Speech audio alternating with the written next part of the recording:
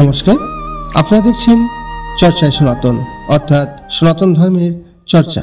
আজকের বারোয়ারি দুর্গাপূজা বা কালী পূজা মানেই হচ্ছে থিমের প্রতিযোগিতা। কে কত সুন্দর পরিকল্পনা ও প্রদর্শন করতে পারেন, তাই কি না? বিশ্বসেরা অবদানের জন্য বিশ্বসেরা পুরস্কার হচ্ছে নোবেল পুরস্কার। এই থিমের প্রতিযোগিতাকে গভীরভাবে পর্যালোচনা করে দেখবেন তৎকালীন বঙ্গদেশের রাজশাহী জেলার তাহেরপুরের সেই থিমটিকে অন্তত দুটি করে নোবেল পুরস্কার দেওয়া উচিত ছিল। একটি শান্তির জন্য, শান্তির পথ প্রদর্শনের জন্য, এবং অন্যটি হচ্ছে সাহিত্যে। পূজার আয়োজনে নোবেল পুরস্কার কথাটি শুনতে উদ্ভট লাগলেও অপ্রাসঙ্গিক নয়, কারণ পৃথিবীর সকল ধর্মমতের আয়োজিত অনুষ্ঠানগুলোর জন্য যদি কোনো নোবেল পুরস্কারের ব্যবস্থা থাকতো তাহলে ওই থিমটিকেই বিবেচনা করা হতো বলে আমাদের ধারণা। কিন্তু সম্পূর্ণ ভিডিওটি শোনার পর যদি আপনার মনে হয় যে আমাদের ধারণাটি ভুল, তাহলে একটি ন লিখে কমেন্ট করবেন, আর যদি সহমত ব্যক্ত করেন তাহলে একটি ইয়েস লিখে কমেন্ট করুন। সন 1583 ইংরাজি রাজা কংসনারায়ণ রায় বাহাদুর অশ্বমেধ যজ্ঞ করার পরিকল্পনা করেন। পুরোহিতগণ বাধা দিলে বৃহৎ নন্দিকেশ্বর উপপুরাণের বিশেষ থিমকে বেছে নেওয়া হয় এবং পূজার আয়োজন করা হয়। তখনকার সময় মা মহিষাসুর মর্দিনীর মুখ দর্শনের অধিকার ছিল না সাধারণ মানুষের। ওই সময় প্রায় 9 লক্ষ টাকা খরচ করে সোনা রূপা মুক্তা খচিত প্রতিমা নির্মাণ করে পূজার আয়োজন করা হয় এবং 108টি ঢাকের তালে নৃত্য আরতির পাশাপাশি সাধারণ মানুষকে দেবী দর্শনের সুযোগ করে দেওয়া হয় এবং তৎসঙ্গে প্রসাদ ভোজনের সুযোগ করে দেওয়া হয়। সেই থিমে কি ছিল? আজকের ভিডিওতে আমরা মূলত এই থিমের বিশেষতাকেই আলোচনা করতে যাচ্ছি। সঙ্গে থাকুন, আলোচনায় অংশগ্রহণ করুন। ভিডিওটি ভালো লাগলে যেতে যেতে একটি লাইক দিয়ে শেয়ার করে দিন। চ্যানেলে নতুন হলে সাবস্ক্রাইব করে বেল আইকনে চাপ দিয়ে রাখুন। চিন্তা করে দেখো, আমাদের ঋষিগণ কত সুন্দর দর্শন করেছে, অভূতপূর্ব দর্শন। পৃথিবীর কোন ধর্মমতের মধ্যে এত সুন্দর থিম আর রূপকাত্মক ভাবে, তাও পূজার জন্য সামনে তুলে ধরা হয়নি। অত্যন্ত গুরুত্বপূর্ণ একটা থিম আছে দুর্গাপূজার ভিতরে। যারা এই থিমটা করেছে তারা অনেক অনেক ঊর্ধ্বের চিন্তা করেছে। সমগ্র ভারতীয় দর্শনকে তারা এই বিগ্রহের মধ্যে প্রতিকৃতির আকারে তুলে ধরছে। টোটাল বেদ, বেদান্ত, উপনিষদ, রামায়ণ, মহাভারত, 18 পুরাণ, ওই কয়েকটি প্রতিমার মধ্যে তারা সীমাবদ্ধ করেছে। কত উচ্চস্তরীয় দার্শনিক ছিলেন তারা, তাদেরকে কোটি কোটি প্রণাম।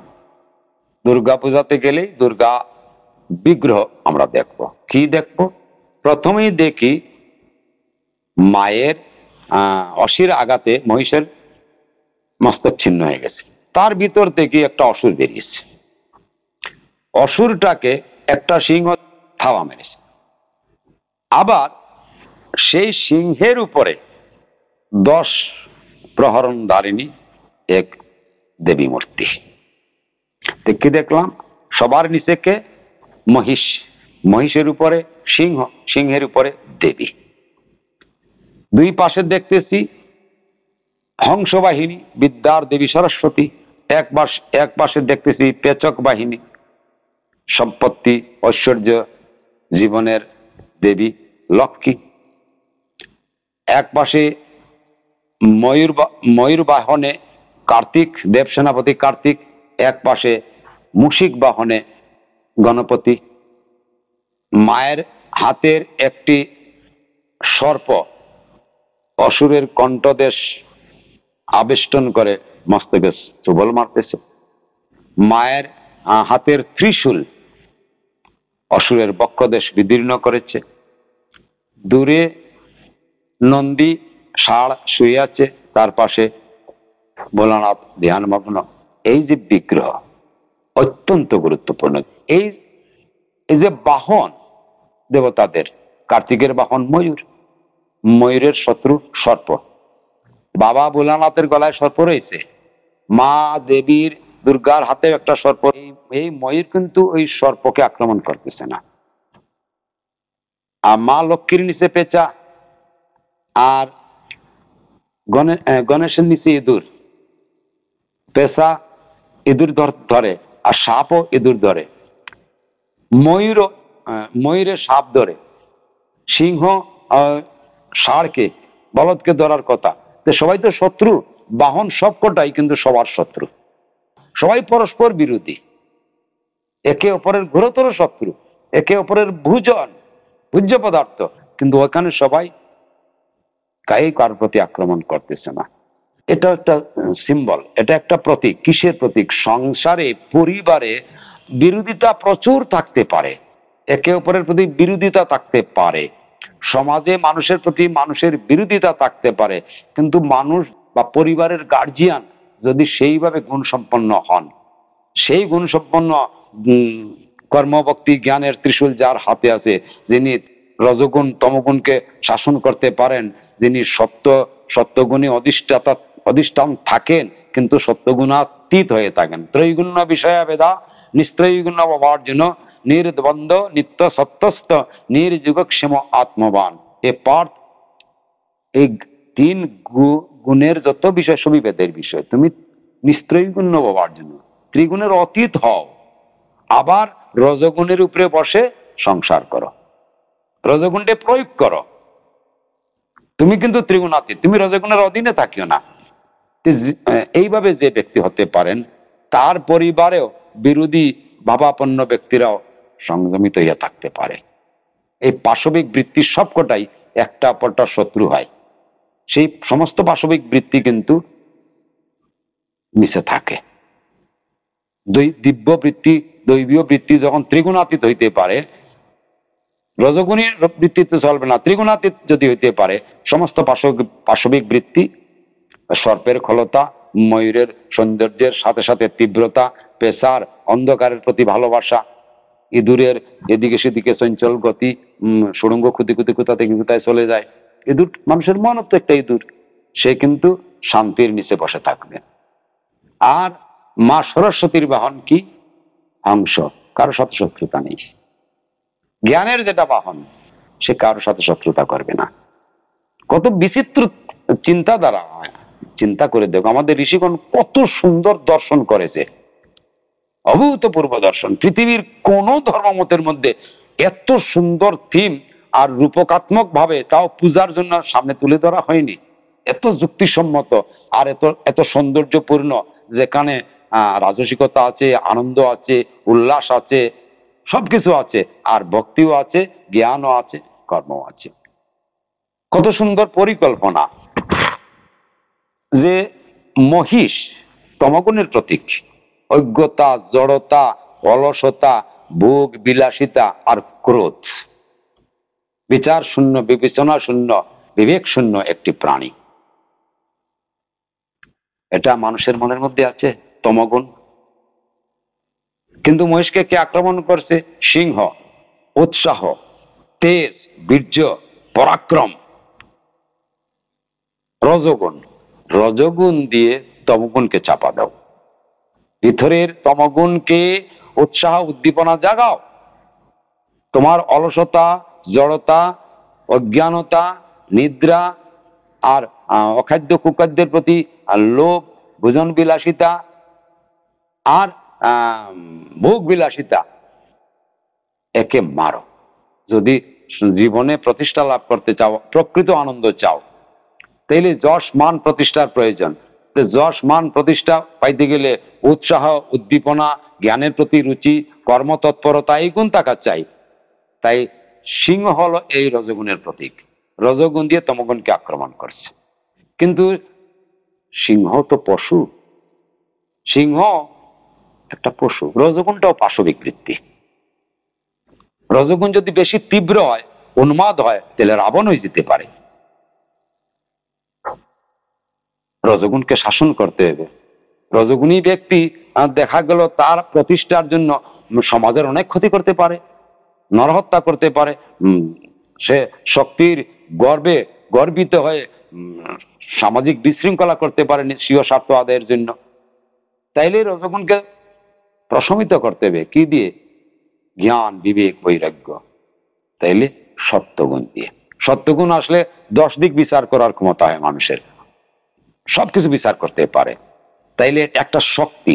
তাইলে এই সিংহ বাহিনী দশভুজা দেবী দুর্গতি নাশিনী। কারণ সত্যগুণী ব্যক্তি দুর্গতি নাশ করতে পারে, তমগুণী ব্যক্তি দুর্গতির চরম সীমায় পৌঁছায়, রজগুণীও দুর্গতির চরম সীমায় পৌঁছায়, কিন্তু একমাত্র সত্যগুণী ব্যক্তি দুর্গতি সম্পন্ন হন না, তার সমস্ত বৃত্তিকে তিনি লাগাম দিয়ে রাখতে পারেন। সত্যগুণ, তমগুণ, রজগুণ বলতে স্বামী বিবেকানন্দ খুব সুন্দর উদাহরণ দিয়েছেন যে একটা ঘোড়াসওয়ার ঘোড়াকে যখন চাবুক মারে সে ছুটে না, চলে না, সে শুয়ে পড়ে, চলতে চায় না। কিন্তু এটা হলো তমগুণের প্রতীক। একটা ঘোড়াসওয়ার তার পিঠে উঠে চাবুকের আঘাত করতেই এত দ্রুত বেগে ছুটে যে দিশাহীন হয়ে ছুটে, তারে সামলানো যায় না, দিক বিদিক শূন্য। আরেকটা ঘোড়া আস্তে চলতে পারে, দ্রুত চলতে পারে। যিনি ঘোড়ায় সওয়ার, যিনি অশ্বারোহী, তার ইচ্ছা মতো ঘোড়াটা দৌড়াবে, দ্রুত বেগে দৌড়িতে পারবে, অতি দ্রুত বেগেও পারবে, ধীরে ধীরেও পারবে, লাগামে একটু টান দিলে সে সেটা বুঝতে পারে। এই তিন গুণই মানুষের প্রত্যেকের ভিতরে আছে। তমগুণকে রজগুণ দিয়ে, রজগুণকে সত্যগুণ দিয়ে শাসন করতে হবে। 10 প্রহরণ, 10 মানে সামগ্রিক বিচারভঙ্গি। আর দেবীর যে ত্রিশূল, সেটা হলো কর্ম, ভক্তি আর জ্ঞান। শুধু জ্ঞান হইলে হবে না, আর শুধু কর্মী হইলে হবে না, ইমোশনের প্রয়োজন, ভক্তির প্রয়োজন। ভক্তি মানে আমরা যদি বলতে চাই, ভক্তি শব্দের প্রয়োগ উপনিষদে নেই, বেদে নেই। ভক্তি শব্দ প্রথম আমরা পাই গীতাতে। ভক্তি এক প্রকারের ইমোশন, এক প্রকারের ভাবাবেগ। যে ভাবাবেগে তাকে দয়া, করুণা, স্নেহ, মমতা, ভালোবাসা এবং ঈশ্বরের প্রতি, দিব্য শক্তির প্রতি এক অগাধ প্রেম, যাদের ভিতরে এই বৃত্তি থাকে, তারা সাধারণত তাদের পিতামাতা এবং গুরুজনকে প্রেম করে। ভক্তি একটি অপূর্ব ঈশ্বরীয় আশীর্বাদ, ঈশ্বরীয় সবচেয়ে সুন্দর বস্তু মানুষের ভিতরে ভক্তি হওয়া। কিন্তু এই ভক্তি, এই ইমোশন যদি বিচার শূন্য হয়, এই ইমোশন যদি, এই যে ভাবাবেগ যদি যুক্তি বিচারের ধার ধারে না, তাহলে ক্ষতি হয়, ডুবে যাওয়ার সম্ভাবনা আছে। জ্ঞানের প্রয়োজন। তাইলে ত্রিশূল মানে 3 প্রকার, 3টা শুল, 3টা কাঁটা। তোমার অলসতা, তোমার জড়তা, তোমার সত্যগুণ, তোমার রজগুণ সব নষ্ট করবে, বের করে। এটা কাঁটার মতো মানুষের ভিতরে থাকে। জ্ঞান, কর্ম এবং ভক্তি, সক্রিয়তা চাই, বিচার শক্তি চাই এবং ইমোশন চাই। এই 3টা জিনিস যখন মহিষাসুরের বুকে পড়বে, তখন সে মরবে। এই মহিষাসুর যদি নষ্ট হয়, তাহলে কি হয়? এবং রজগুণ যদি সংযমিত থাকে সত্যগুণের দ্বারা, সত্যগুণের পদতলে থাকে, রজগুণের প্রয়োজন। স্বামী বিবেকানন্দ বলছেন তো, শিরায় শিরায় চাই তপ্ত রজগুণ। রজগুণ ছাড়া কোনো প্রগতি হবে না। কিন্তু রজগুণ তীব্র হলে একটি দেশ কিভাবে বিপন্ন হয়েছে তা আমরা দেখতে পাই। রজগুণের দরকার অতি আবশ্যক, কিন্তু উপরে সত্যগুণ থাকা চাই। বৈচারিক ভাবে রজগুণের প্রয়োগ চাই। মানুষের জীবনের যে লক্ষ্য, আমরা পৃথিবীতে জন্ম নিয়েছি, আহার নিদ্রা মৈথুন ভয়ের মধ্যে জীবনযাপন করব, একদিন মরে যাব। আমরা কি লাভ করার জন্য আসছি, কি চাই, উদ্দেশ্যটা কি, কেন এই সকল হচ্ছে? তা ভারতীয় দর্শন বলছে, মানুষের, পশু পাখির নয়, মানুষের জন্য ধর্ম, অর্থ, কাম, মোক্ষ, এই চতুর্বর্গ ফল লাভ করার জন্য প্রথমে সে ধার্মিক হবে, তারপরে সে বিত্তবান হবে, তারপরে সে সমস্ত প্রকারের যে সৎ ইচ্ছা, আশা, আকাঙ্ক্ষা গুলো পুরো করতে পারবে। আর এই সবকিছু পুরো হওয়ার পরে সে পরম শান্তি লাভ করবে। ধর্ম, অর্থ, কাম, মোক্ষ, এই চতুর্বর্গ ফল লাভ। বৈষ্ণব শাস্ত্রে বলা হচ্ছে যে পঞ্চম পুরুষার্থ প্রেম ভক্তি লাভ, মুখ্যের উপরে সেটা স্থান দেওয়া হয়েছে। যাই হোক, প্রেম ভক্তি সম্বন্ধে উচ্চস্তরীয় সাধক তারাই বর্ণনা করতে পারবেন। আমরা সাধারণ জগতে এই 4টা জিনিস আমাদের টার্গেট। প্রেম ভক্তি লাভ হোক আর না হোক, কিছু সৎ বৃত্তি সম্পন্ন মানুষ হওয়া চাই, তার কাছে কিছু জীবনযাত্রা নির্বাহের জন্য বিত্ত সম্পত্তি চাই, চাই কি চাই না, তার কিছু ভালো আশা আকাঙ্ক্ষা সেটা পূরণ না করতে পারলে তার মনে ব্যথা বেদনা পীড়া থাকবে, সেখান থেকে তার মুক্তি চাই। এটা তো সাধারণ জিনিস, একেবারে কমন সেন্সের ব্যাপার। কিন্তু যদি একজনের কাছে প্রচুর বিত্ত আছে কিন্তু সে ধার্মিক না হয়, তাহলে সে অসংযত হবে। আর অসংযত চরিত্র ও অনিয়ন্ত্রিত ব্যক্তিত্ব তার এই পয়সা এই বিত্ত দিয়ে তাকে বিনাশের দিকে তো তারে নিয়ে যাবে। এর জন্য আগেই বলা যে ধর্ম, প্রথমে তুমি ধার্মিক হও। ধার্মিক হও মানে ধর্মের যে পরিভাষা, ধৃতি ক্ষমা দম অস্তেয় শৌচ ইন্দ্রিয় নিগ্রহ ধীর বিদ্যা সত্যম অক্রুদম দশকম ধর্ম লক্ষণম, এই 10টা গুণ যদি তোমার মধ্যে থাকে, এই এই যে বিত্ত সম্পত্তি ঐশ্বর্য তোমাকে বিপদে নিতে পারবে না, তোমাকে আরো আনন্দের দিকে নিয়ে যাবে। কারণ তোমার যে আশা আকাঙ্ক্ষা সেগুলো অত্যন্ত পবিত্র আশা থাকবে, সুন্দর আশা থাকবে। তুমি ভাববে আমি সমাজের জন্য, দেশের জন্য, রাষ্ট্রের জন্য, মানবতার জন্য কিছু কাজ করি, আনন্দ লাভ করে। কেউ খেয়ে আনন্দ লাভ করে, ভালো মন্দ খায় খেয়ে খুশি হয়, আর কেউ 10 জনকে খাওয়াইয়ে খুশি হয়। ধার্মিক ব্যক্তির কাছে বিত্ত সম্পত্তি হয়, সে ধর্মেরই কাজ করবে, আর তার যে আশা আকাঙ্ক্ষা তার যশ মান প্রতিষ্ঠা সবই হবে, এরপরে সে পরম শান্তি লাভ করবে, গণেশ হিসেবে। তাইলে ধর্ম অর্থ কাম্যক চতুর্বর্গ ফল। এই সরস্বতী ধর্মের প্রতীক, লক্ষ্মী অর্থের প্রতীক, কার্তিক কামের প্রতীক, আর গণেশ মুখ্যের প্রতীক। কার্তিক মান সম্মান যশ ঐশ্বর্য দেবতাদের সেনাপতি, লক্ষ্মী সমস্ত ঐশ্বর্যের অধিকারিণী, সরস্বতী জ্ঞানের অধিকারিণী, গণেশ শান্তির। তাইলে ধর্মার্থ কাম মুখ্য চতুর্বর্গ ফল কখনো লাভ হবে যদি মহিষাসুরকে সিংহ আক্রমণ করে, সিংহের উপরে মা লক্ষ্মী মা দুর্গা দশ প্রহরণধারিণী আর কর্মভক্তি ত্রিশূলের দিয়ে মহিষাসুরের বক্ষ বিদীর্ণ করেছে, তে মহিষাসুর বধ হয়েছে, সিংহ নিয়ম সংযমিত থাকবে। তাইলে ধর্ম অর্থ কাম মুখ্য চতুর্বর্গ লাভ হবে। চতুর্বর্গ লাভের পরে যেটা, সেটা শিব। শিব মানে পরম কল্যাণ, জগৎ কল্যাণ, সর্বব্যাপক কল্যাণ। তখন আর এর জন্য আমাদের সর্বে ভবন্তু সুখিনঃ সর্বে সন্তু নিরাময় এই কথা বলা হয়েছে। প্রাথমিক অবস্থা সবার কল্পনা করার ক্ষমতা আমাদের থাকে না। আমার কাছে মাত্র 10,000 টাকা আর ইনকাম এক মাসে, আমি সারা গ্রামের জন্য কিচ্ছু করতে পারবো না, আমার পরিবারকে ভালো করে পালন পোষণ করার ক্ষমতা হবে না। কিন্তু আমার যদি চতুর্বর্গ লাভ হয়, তাহলে পরিবার নয় সমগ্র রাষ্ট্রের কল্যাণের জন্য জীবন সমর্পণ করতে পারি। ভারতীয় সংস্কৃতির শক্তি সাধক সবচেয়ে বেশি বাংলায়। রামকৃষ্ণ পরমহংস, রামপ্রসাদ, রাজা রামকৃষ্ণ, আরো অনেক সাধক আছেন, এবং যে বশিষ্ঠ ঋষি বশিষ্ঠ পর্যন্ত তারাপীঠে সাধন ভোজন করেছেন। যে বঙ্গ সমাজ যে দুর্গা পূজা করে, যে শক্তির উপাসনা করে, এটা একটা লজ্জার বিষয় আমাদের কাছে। দুর্গা পূজা যে সমর্পণ, ভক্তির সাধনা, শক্তির কাছে ভক্তির প্রার্থনা করা, শক্তির প্রার্থনা করা জগজ্জননীর নিকট, সেটা পরবর্তীকালে আজকে বাংলায় ফেস্টিভ্যাল হয়ে গেছে, কার্নিভালের মতো হয়ে গেছে। বিধাতার কোন অভিশাপে জানি না আজকে আমরা কলঙ্কিত হয়ে যাচ্ছি, অত্যন্ত দুঃখের বিষয়।